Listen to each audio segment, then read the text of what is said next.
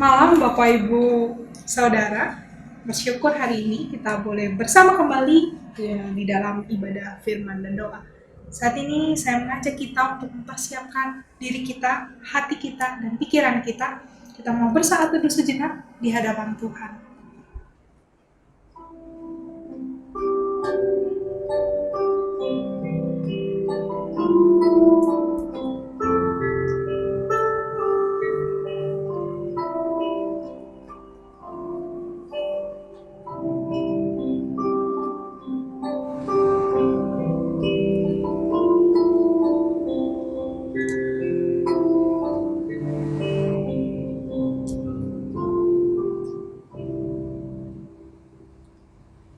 Amin. Bapak Ibu Saudara, bersyukur kita boleh sampai hari ini merasakan tubuh yang baik dan kita boleh mengikuti ibadah firman dan doa sampai hari ini.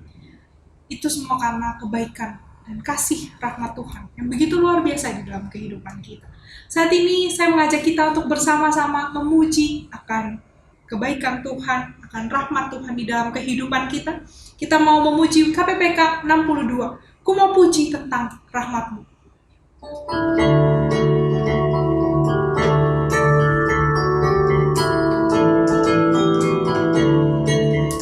Ku mau puji tentang rahmat dan anugerah-Mu, ku puji. Ku mau puji tentang rahmat dan anugerah-Mu, ku mau puji tentang anugerah-Mu. Agar mereka tahu kan setiamu, agar mereka tahu kan setiamu selama-lamanya. Ku mau puji tentang rahmat dan anugerah-Mu, ku puji. Ku mau puji tentang rahmat dan anugerah-Mu, ku mau puji tentang dalam bahasa Inggris. I will sing of the mercies of the Lord forever. I will sing of the mercies of the Lord forever. I will sing of the mercies of the Lord. With my mouth will I make known thy faithfulness. With my mouth will I make known thy faithfulness to all generation. I will sing of the mercies of the Lord forever. I will sing of the mercies of the Lord forever. I will sing of the mercies of the Lord. Yang pertama saya mengajak kita juga berdoa kepada Tuhan, Bapak Ibu Saudara, bersyukur untuk kebaikan dan rahmat Tuhan di dalam kehidupan kita masing-masing. Mari kita bersyukur, kita berdoa kepada Tuhan. Kita bersyukur Tuhan untuk berkat dan anugerah Tuhan yang begitu baik pada kami. Terima kasih. Kebaikan Tuhan, kami sehat sampai hari. Kami merasakan kasih setia Tuhan dalam kehidupan kami.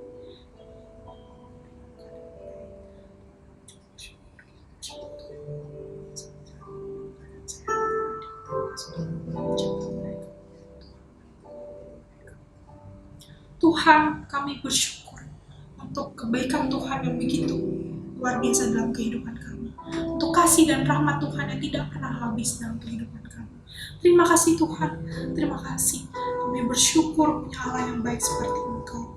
Tuhan, saat ini kami juga ingin ibadah bersama-sama, memuji nama Tuhan, mendengarkan firman Tuhan. Nanti kami juga ingin berdoa.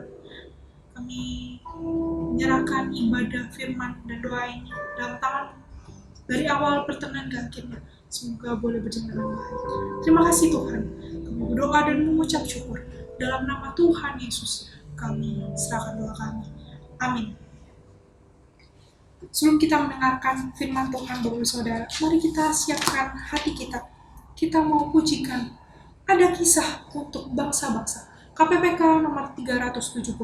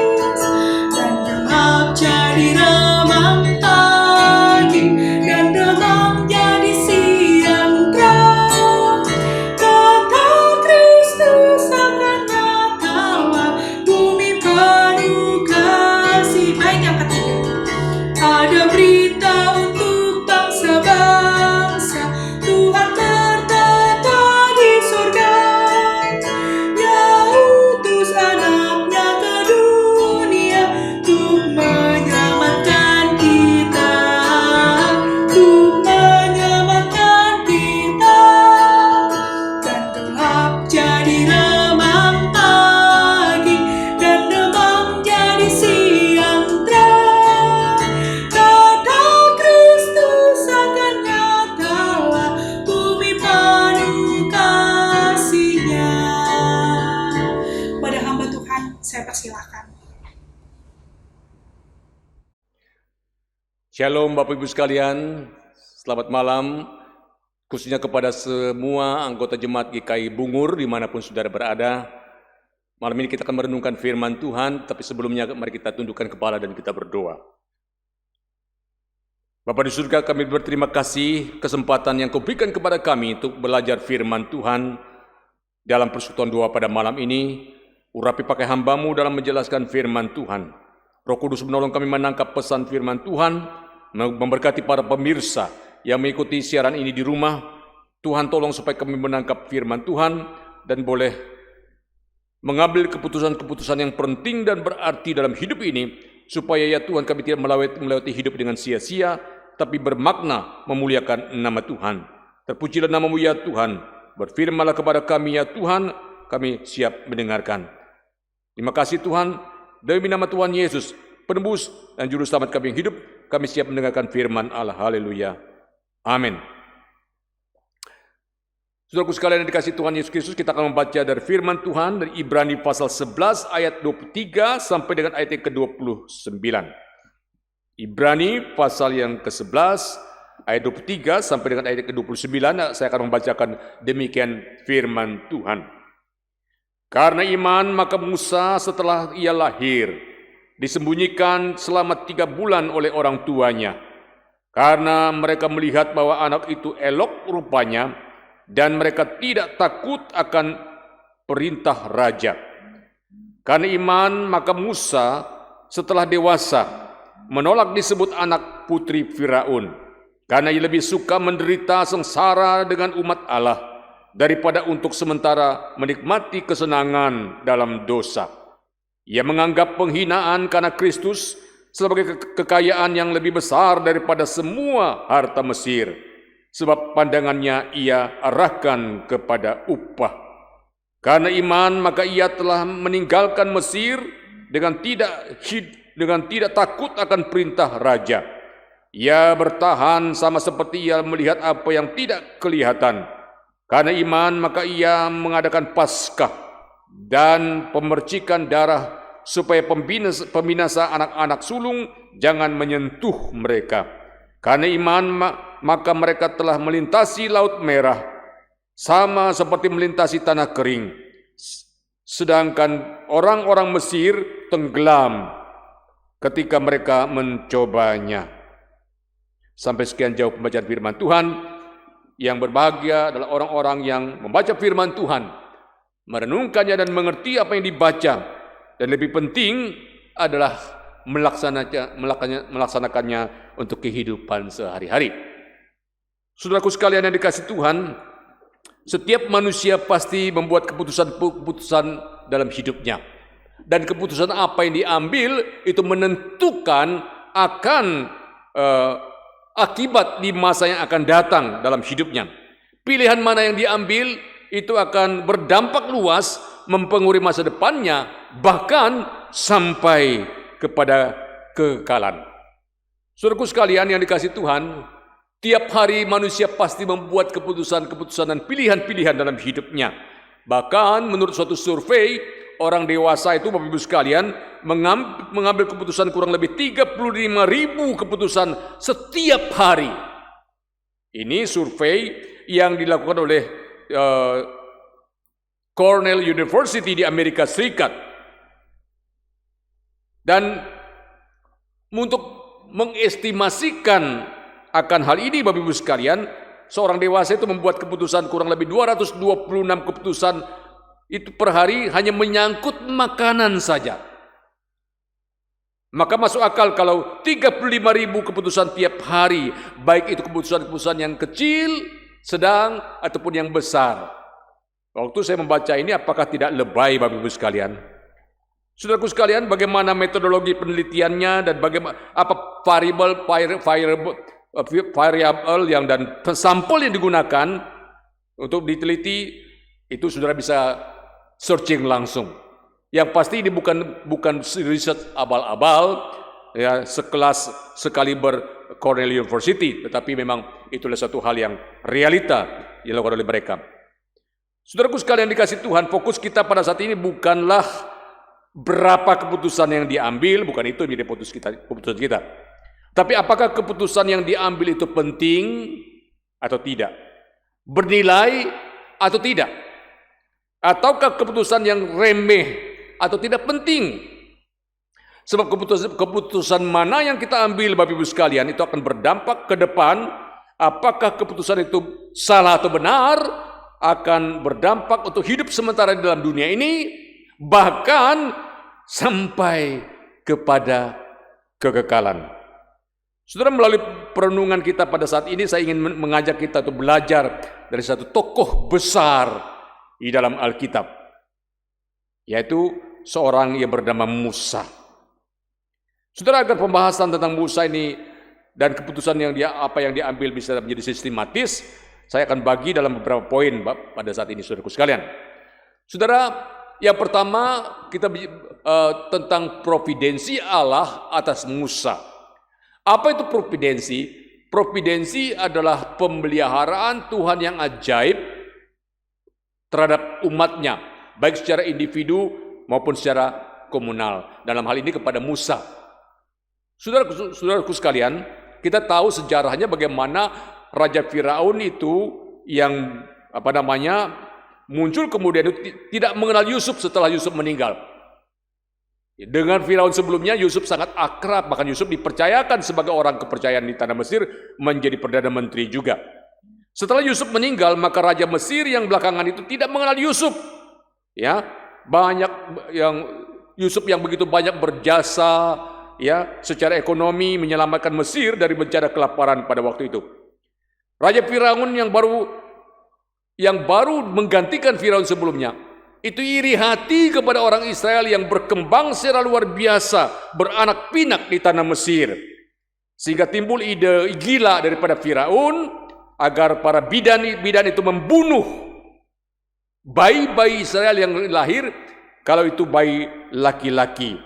Jadi waktu mereka menolong persalinan, saat itulah mereka bunuh kalau itu bayi laki-laki, ya. Nah, ada dua orang bidan yang tidak mau melaksanakan perintah Firaun itu.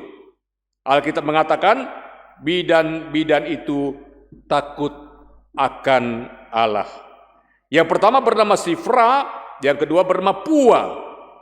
Rupanya dua bidan inilah yang menolong persalinan Yokebed, mama Musa, pada waktu itu waktu melahirkan Musa. Saudara, Bapak Amran dan Ibu Yokebed, mama ayah dan ibu dari Musa ini berusaha menyembunyikan Musa selama 3 bulan. Tetapi lambat atau cepat, Bapak Ibu sekalian, pasti ketahuan kalau menyembunyikan Musa lebih lama, nanti akan ketahuan oleh Firaun. Dan kalau Firaun tahu, Firaun akan bertambah murka kepada orang yang menyembunyikan anak itu. Bisa-bisa seluruh keluarga dihabisi. Karena itu mereka membuat peti pandan, Bapak Ibu sekalian, ya, dan mengelemnya dengan ter dan gala-gala, gitu ya, semacam dempul agar kedap air peti pandan tidak kemasukan air, tidak bocor kemasukan air. Peti pandan itu dibuat dari papirus itu. Saudara, ini peti pandan untuk bayi Musa. Nah, peti pandan ini dibuat dari tanaman papirus yang ada di sepanjang Sungai Nil. Tanaman papirus semacam tanaman yang ada di pinggir Sungai Nil, bisa dipakai untuk bahan anyaman atau bahan untuk membuat kertas. Ya, ingat, yaitu sebelum ada kertas, sekarang ini Alkitab ditulis di atas papirus, bahannya lebih kuat dari kertas.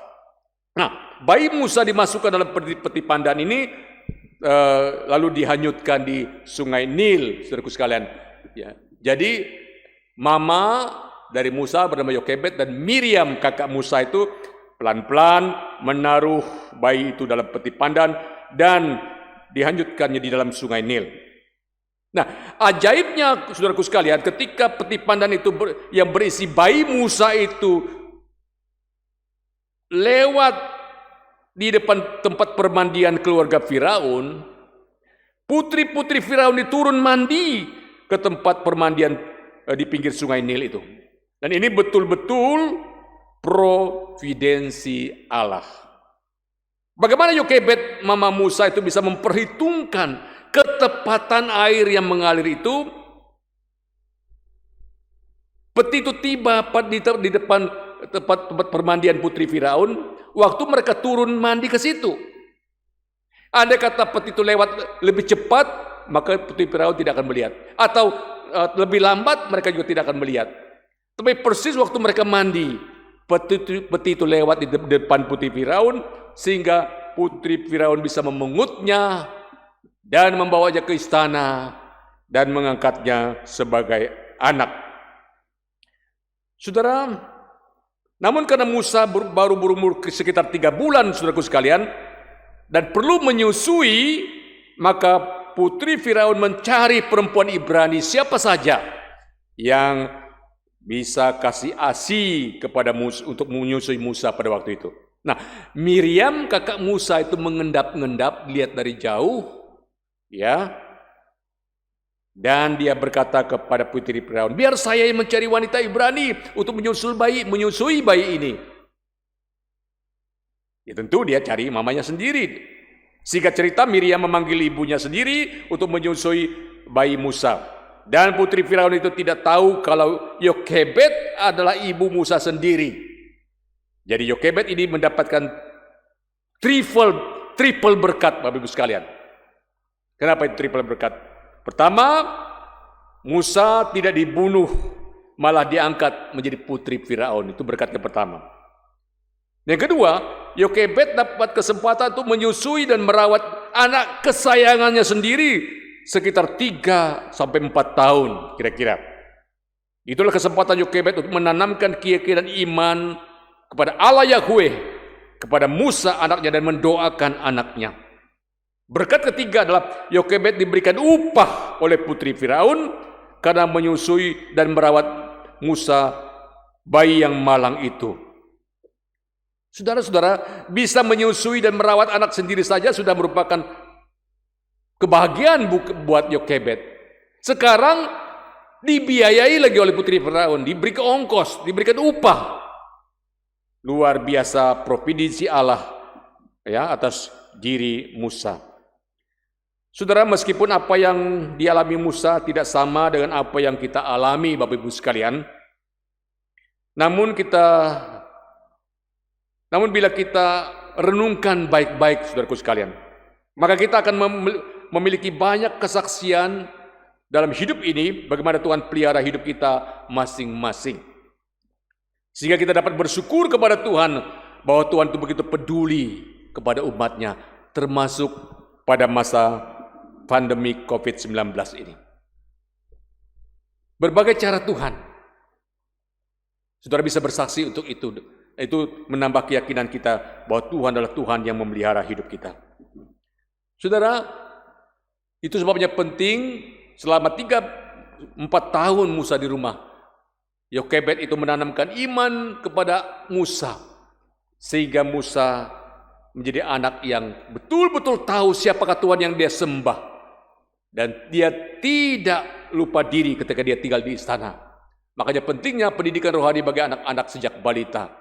Ya, 2 Timotius pasal 1 ayat 5 mengatakan, dari secil engkau mengenal kitab suci yang telah diajarkan kepadamu.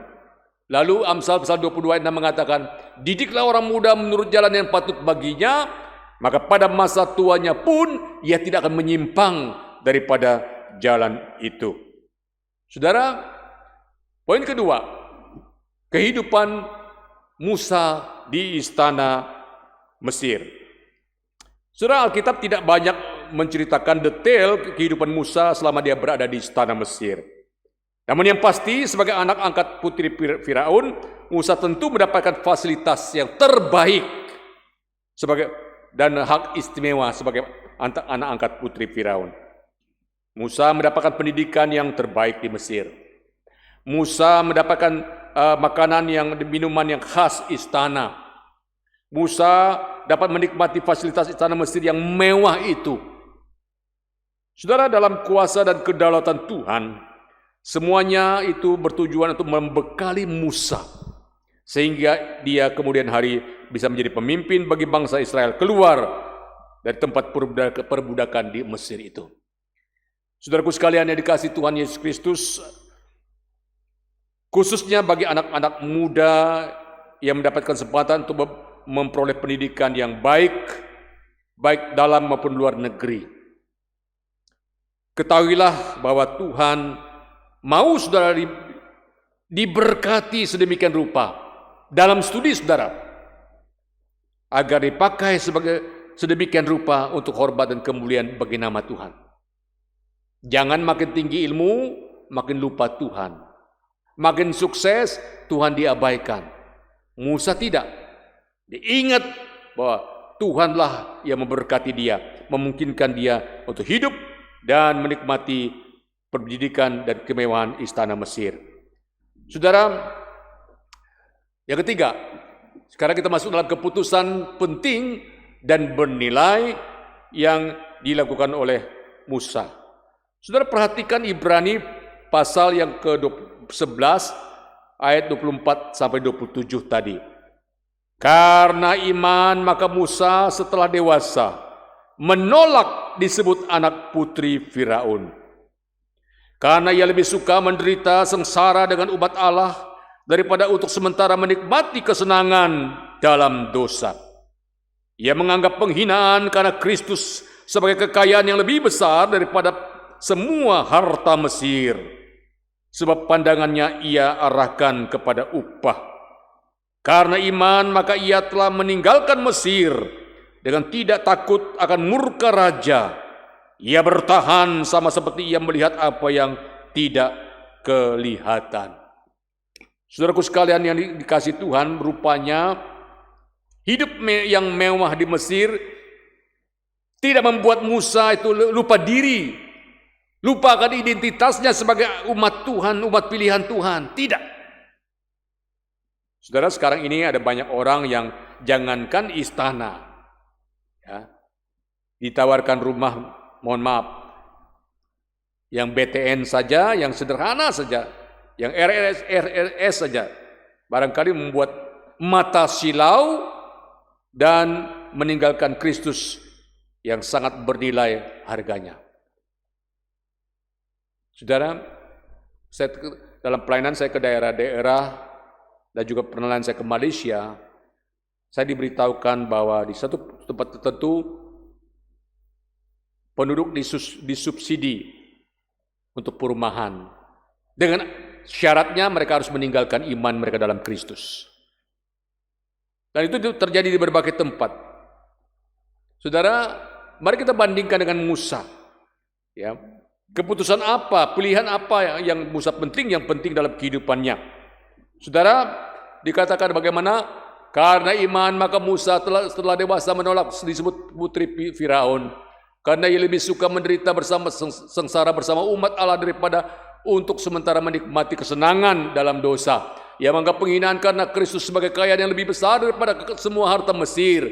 Sebab pandangannya ia arahkan kepada upah. Karena iman maka ia telah meninggalkan Mesir dengan tidak takut akan murka raja. Ia bertahan sama seperti ia melihat apa yang tidak kelihatan. Saudara, pertama Musa menolak disebut anak putri Firaun. Saudara, mendapatkan status sebagai anak putri Firaun itu tidak mudah, saudaraku sekalian. Orang Mesir saja belum tentu mendapatkan status itu, apalagi seperti bangsa Ibrani, ya, adalah bangsa asing di Mesir. Tetapi toh Musa memperoleh status yang bergengsi itu karena providensi Tuhan. Namun mengapa Musa menolak disebut anak putri Firaun? Sikap tersebut selain akan menyakiti hati putri Firaun sebetulnya, yang sudah mengangkat dia, memberi hidup kepada dia, memelihara dia dari kecil, juga Musa akan dianggap sebagai orang yang tidak tahu diuntung, tidak tahu diri. Namun itulah keputusan Musa. Mengapa? Karena Musa mengerti melalui pelajaran iman yang sudah ditanamkan ibunya. Sebelum dia ke istana tentunya. Status dia sebagai umat pilihan Allah jauh lebih bernilai daripada sekedar anak putri Firaun. Hal yang sama juga dengan kita sebagai orang percaya. Mari kita menyadari bahwa identitas kita sebagai anak-anak Allah, seperti yang dikatakan oleh Yohanes pasal 1 ayat 12, adalah segala-galanya, Bapak Ibu sekalian. Jangan pernah menukar hal yang remeh, hal yang bernilai dengan hal yang remeh, hal yang penting dengan hal yang tidak penting, bahkan menjerumuskan kehidupan kita. Menolak disebut putri Firaun. Musa memilih hidup bersama dengan umat Allah, meskipun sengsara daripada hidup dalam dosa. Saudara, harus diakui tinggal di istana Mesir dibandingkan dengan mengurus bangsa Israel yang tegar tengkuk, itu lebih enak tinggal di istana tentunya. Tetapi Musa rela meninggalkan comfort zone-nya, zona nyamannya, dan bersedia menderita bersama umat Allah demi melaksanakan kehendak Allah. Setiap kita punya comfort zone masing-masing. Saudara, maukah kita keluar dari comfort zone kita? Kita sudah merasa nyaman bergaul dengan teman-teman tanpa pernah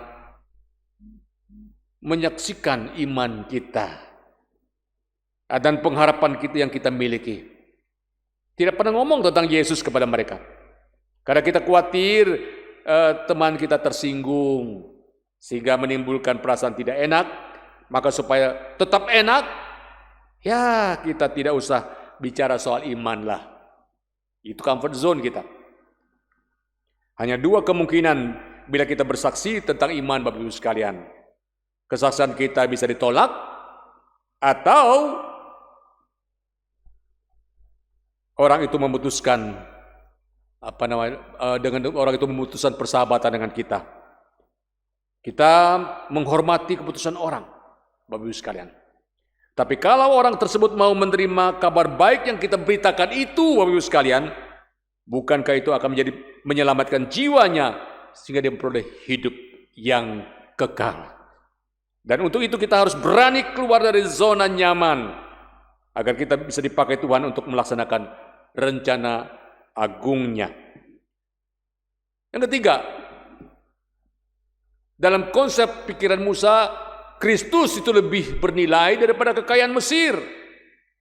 Dalam ayat yang ke-26 dikatakan, ia menganggap penghinaan karena Kristus sebagai kekayaan yang lebih besar daripada semua harta Mesir. Sebab pandangannya ia arahkan kepada upah. Saudara, menurut penemuan arkeologi, pada zaman Musa hidup, Mesir itu mengalami puncak-puncak kejayaannya. Ya, bahkan banyak peti mati Firaun itu terbuat dari emas tulen 24 karat. Seluruh petinya, bukan hanya lapisan, seluruh peti yang tebal-tebal itu seluruhnya emas. Ya, kehidupan di sana sangat mewah. Namun Alkitab berkata Musa lebih memilih Kristus daripada harta kekayaan Mesir. Saudara, kalau kita memperhatikan inti berita dari seluruh Alkitab, ada satu benang merah berita dari Perjanjian Lama sampai Perjanjian Baru, yaitu fokus pada Kristus sebagai satu-satunya juru selamat yang akan mengatasi dosa umat manusia dan menyelamatkan manusia dari kebinasaan yang kekal. Jadi, meskipun Perjanjian Lama meskipun di Perjanjian Lama berita tentang Kristus itu samar-samar, kurang jelas sepertinya. Ya, kebenaran tentang Kristus Sang Mesias yang menjadi juru selamat itu diberitakan sejak kitab Kejadian dan makin hari makin jelas. Kebenaran tentang Kristus itu semakin jelas dalam Perjanjian Baru yang berpusat pada kelahiran dan kematian Kristus di atas kayu salib. Itulah inti Injil Yesus Kristus yang bernilai kekal. Orang yang mengerti betapa bernilainya Yesus bagi hidupnya sampai kapanpun, saudaraku sekalian, dia tidak akan menukar Kristus dengan hal-hal yang tidak bernilai. Saudara, saat itu Mesir berada pada puncak kejayaannya, tapi Musa tidak terpengaruh. Dia memilih hidup bersama dengan Allah, umat Allah, dan dia memilih Kristus. Penghinaan karena Kristus sebagai kekayaan yang lebih besar daripada semua harta Mesir, itu konsep Musa. Dan Kristus adalah inti berita Alkitab dari Perjanjian Lama dan Perjanjian Baru. Saudara, kita melihat bagaimana sejak Adam, Kejadian pasal 3 sudah ditulis tentang benih perempuan itu akan mengalahkan benih keturunan ular itu, yaitu iblis. Sampai zaman Nuh, manusia dibinasakan melalui air bah. Pada zaman Abraham dipanggil dari Ur Kasdim, panggilan Tuhan kepada Abraham itu menjadi umatnya, sampai ada Ishak dan Yakub menurunkan 12 suku Israel, sampai Musa lahir membawa orang Israel keluar dari tanah Mesir, bahkan dari zaman raja-raja dan puncak pada zaman Daud, bahkan puncaknya pada Yesus Kristus, baru makin jelas ternyata Kristuslah inti daripada berita Alkitab. Ini disebut dengan progressive revelation.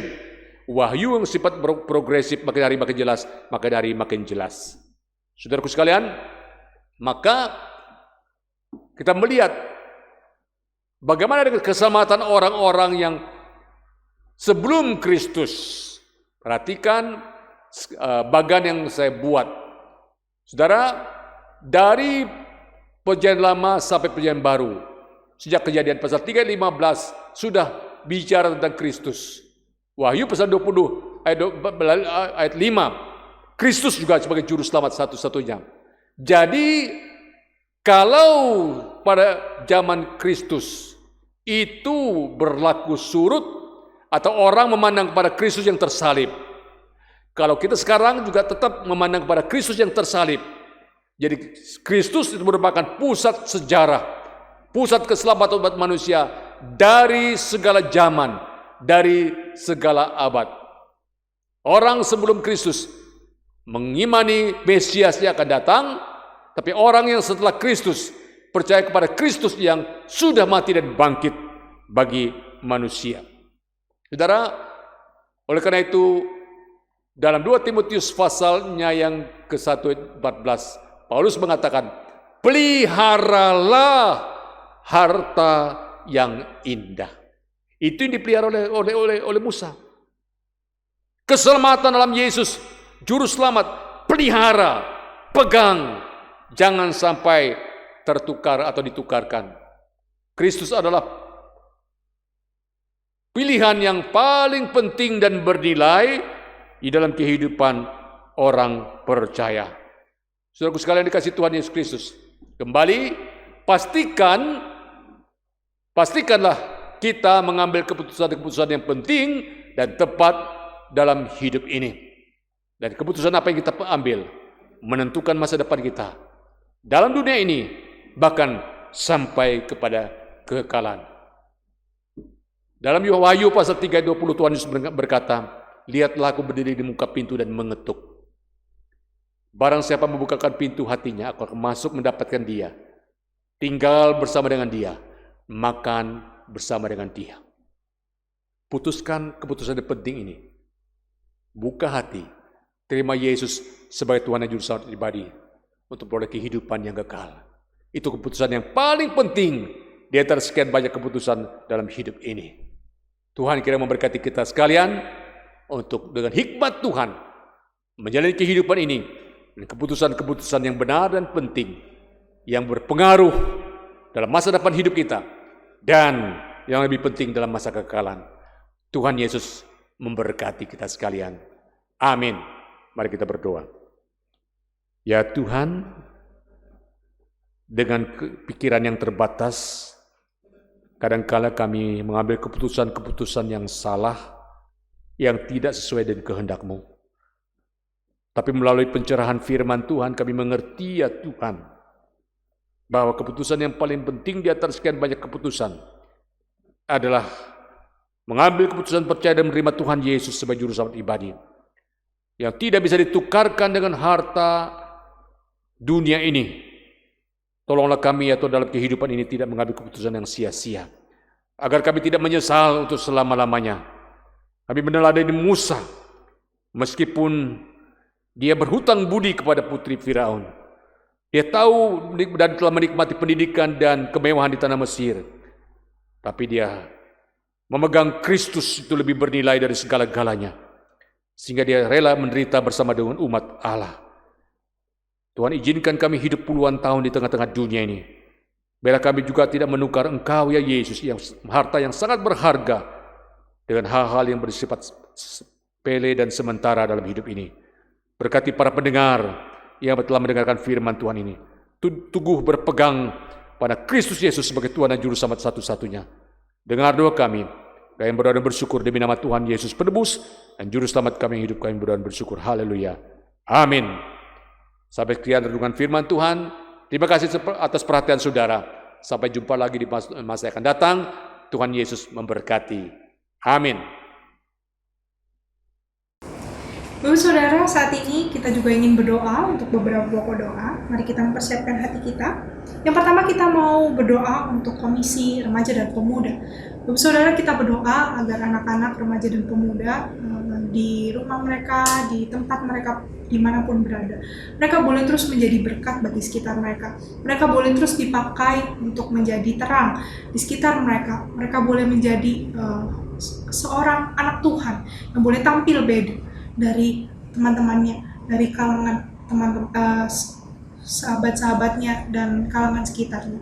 Mari kita berdoa untuk mereka. Kita berdoa supaya mereka pun juga boleh terus teguh di dalam iman mereka di masa muda ini. Mari kita berdoa, kita buka suara.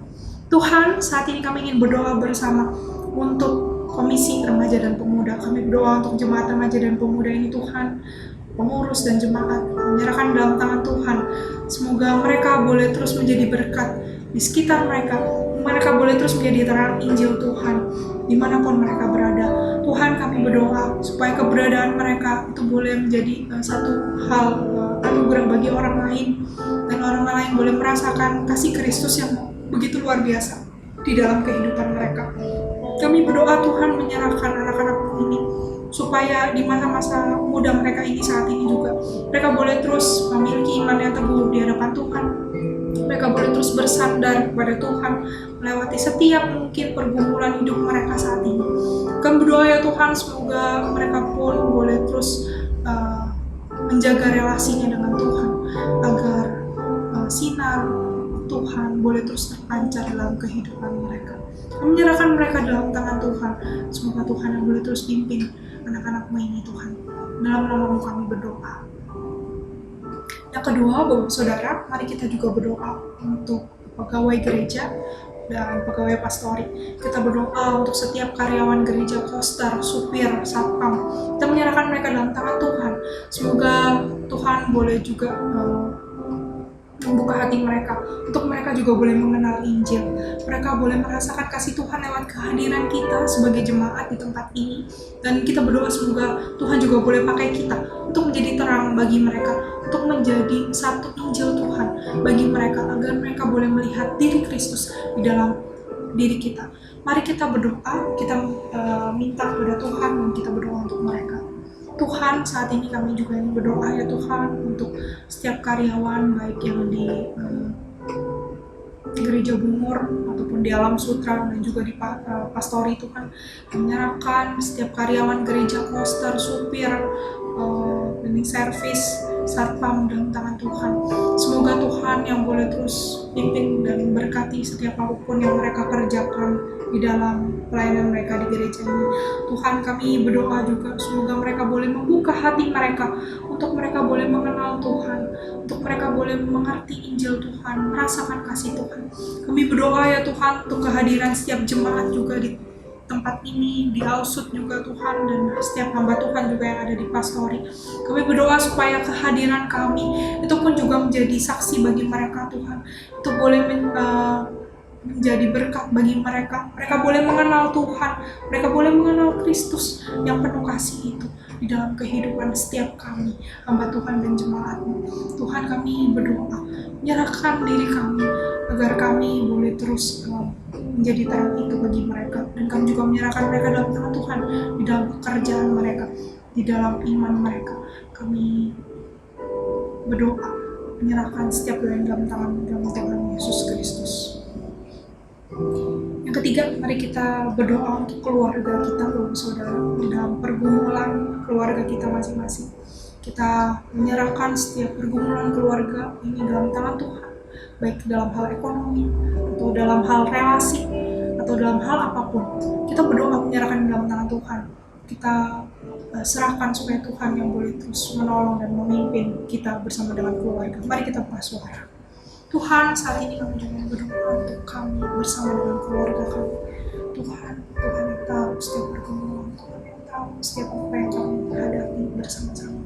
Tuhan, kami menyerahkan dalam tangan Tuhan, supaya Tuhan yang boleh terus memimpin. Berdoa untuk keluarga kami, Tuhan, dalam setiap pergumulan juga supaya mereka terus boleh bersama pada Tuhan. Mereka boleh terus